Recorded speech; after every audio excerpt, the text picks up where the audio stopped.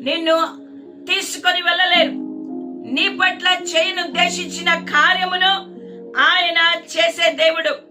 ఈ ఉదయ కాలమున దేవుని బిడ్డలారా, క్రైస్తవులారా, విశ్వాసులారా, దేవుడు నిత్యత్వము కలిగిన వాడు, మార్పు లేనివాడు. ఆయన ప్రతి ఒక్క పరిస్థితిని హ్యాండిల్ చేయగలిగిన దేవుడు.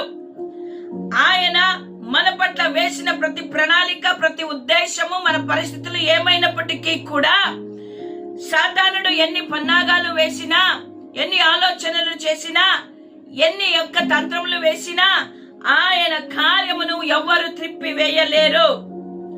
మనము సర్వభౌమ అధికారము కలిగిన దేవునిని మన జీవితంలో నమ్మాలి.